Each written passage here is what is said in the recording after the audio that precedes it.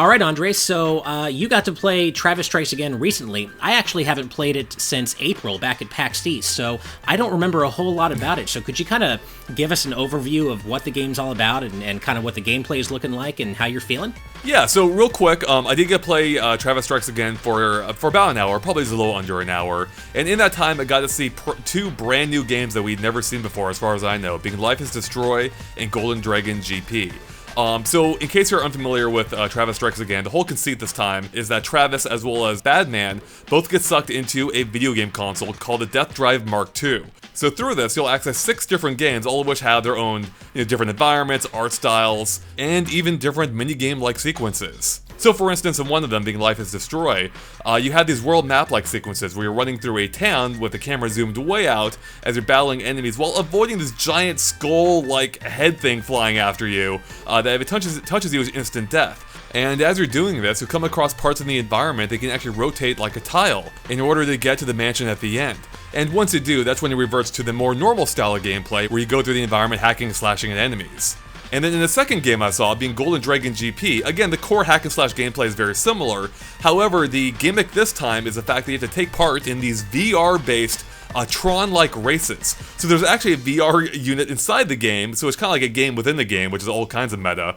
And once you're in there, you have these crazy Tron-like visuals, and you're engaging in a drag race in which you have to time your gear shifts in order to maximize your speed to get to the end. So it reminded me very much of Need for Speed Underground if you've ever played that, because it had a very similar drag racing mechanic where you have to time your shifts in order to beat your opponent and get to the end as quickly as possible. In this version though, the layout of your gearbox is different every time you play, which means you have to keep your eye on the diagram so you know which direction to press the control stick to shift to the next gear.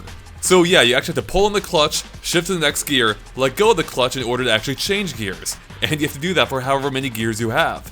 Oh, and you also have like a nitrous boost you can use at whatever point you want in order to close the gap between you and your opponent. It's a little bit tricky at first, even for someone like me who's been driving stick shift his entire life, both in cars and on motorcycles, but after dying horribly a couple of times I started to get it down. But just when you think you have it all figured out, the game throws you a curveball and you quickly learn that your gearbox isn't strong enough to keep racing. So that forces you back into the game's real world, which again is still within the game, in which you go through the hack and slash nature of the environment. You're going room to room, battling enemies in order to find a better gearbox in order to get back into the VR game and beat the next opponent. So yeah, there's a lot going on here. It really gave me a better idea of how the game works, in that each game, while having a similar hack and slash gameplay, is also very different with how it's all kind of tied together and structured. Gotcha. So the gameplay doesn't completely 100% change from game to game because the base is still that hack and slash. Because that's what I played back in April. I vaguely remember kind of this high-tech type area that I was playing through, and it was kind of an overhead view take on the traditional No More Heroes third-person action hack and slash style of gameplay. And that's generally what you're getting with all 6 games? That seems to be the case, as far as I can tell, based on the 3 I've played so far in total. So yeah, the core gameplay you just described, you're going around, beating up on enemies called bugs in this game because you're out defeating bugs, given the fact that you're playing part of a game. Right. Yeah, that part's, as far as I can tell, are always top down. The camera's always pretty close in, and you always have access to basically the same attack. So the core controls, real quick, are you have a weak attack, a strong attack, you can jump, and then you can dodge. Then you also have a variety of special attacks, which are activated with I believe the left trigger plus the face buttons. So these are called your skills, and the cool thing about the skills is that you actually unlock more skills as you play the game by finding them in the environment. And when you do, by the way, a little 8-bit Travis pops up. It's pretty great. And you can mix and match these, so you can equip all kinds of different skills, which, as far as I can tell, all behave very differently. So, for a few examples, one was called the Strike Freedom Chip, allowing you to fire a laser from a satellite that targets any enemy you aim at with a right stick. Another was a Heavy Chip that generates an area that slows down enemies trapped within it. Another is a Wing Chip that'll shoot electricity in a straight line, for instance. So yeah, there's all kinds of skills you can find and equip, and they all have their own cooldowns. You can't abuse them until they refill.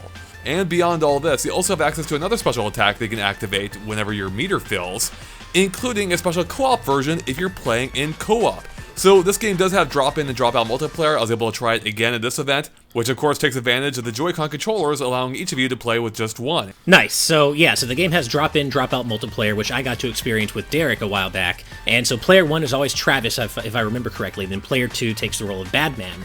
Now, do you know if Badman, does he have access to his own skill chips, or are they shared between Travis and Badman? I'm pretty sure they're shared, but don't quote me on that. But Okay. I think they are shared between the two of you. So Cool.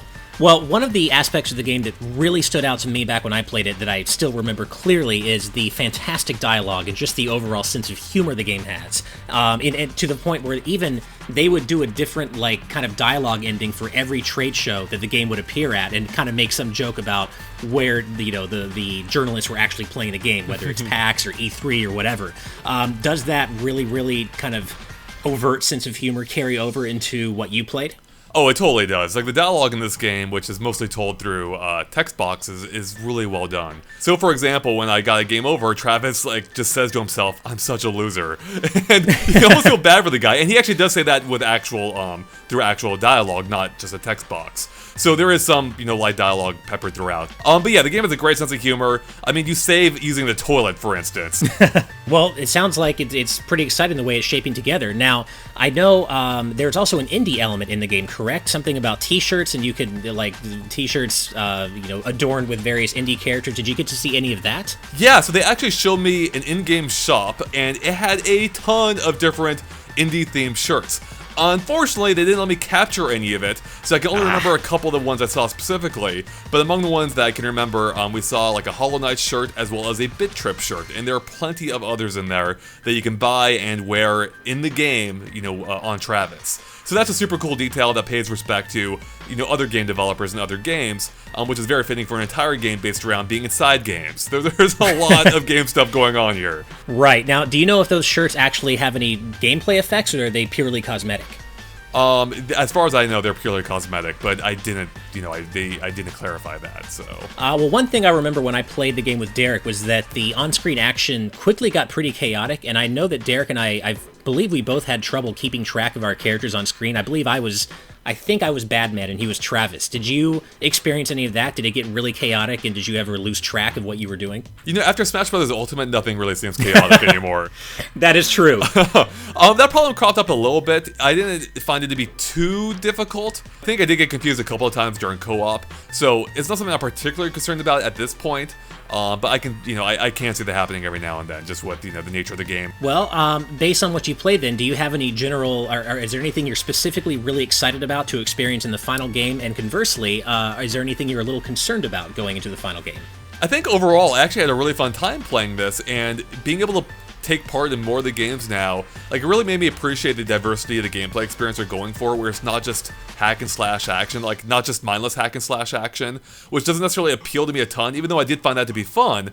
What I did like here was just how it's interspersed with these different gameplay elements, whether it's the map exploration in the in Life is Destroy, or doing the drag races in Golden Dragon GP. That really help mix up the gameplay and make it so you're just not going through all these action sequences constantly. So yeah, I appreciated that. But even within the action sequences, I like that you could equip different skills, try them out. I like that there's a light story going on here on a per-game basis. So, for example, in Life is Destroy, you're hunting down a serial killer called Doppelganger that's apparently torn through this town, murdered tons of people in the first mansion I explored. So apparently there's multiple mansions that you work your way to, and each one has its own little crime scene that you'll have to kind of get details on. And in the first one I explored, Doppelganger took down a whole bunch of goat-like creatures.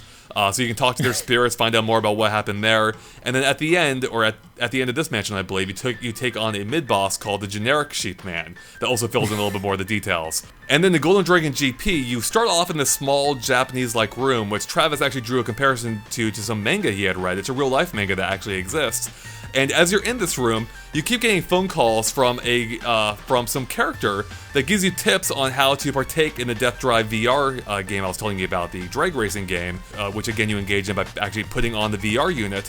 And then once you get to the point at which you can't play anymore, it's that character that'll tell you through the phone that you have to find a better gearbox in order to hop back into the VR unit and keep on playing. So it's kind of how they tie the story through these new gameplay sequences that really just makes the game feel kind of like all over the place. And I like that. That's not a negative. I like how different the game felt throughout the games I played so far.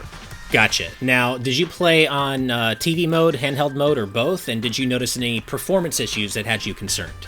TV mode, I didn't notice any performance issues, but there is something performance related, or what some might consider to be performance related, I want to touch on.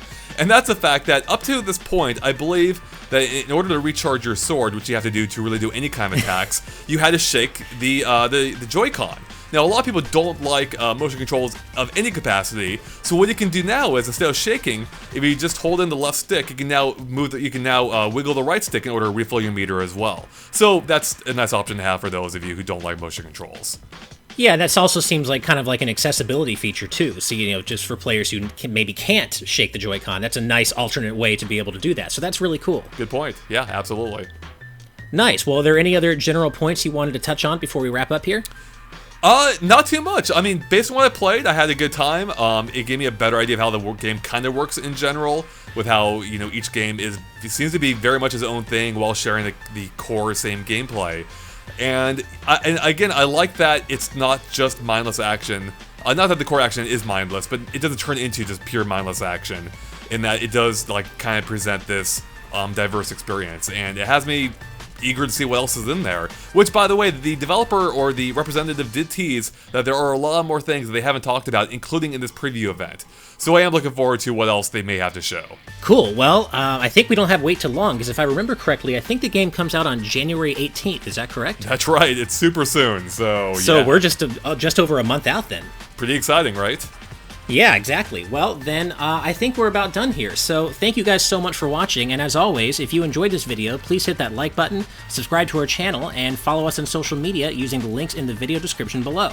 Otherwise, keep it on GameXplain for more on Travis Strikes Again, No More Heroes, the Nintendo Switch, and all things gaming. Until next time, guys, bye!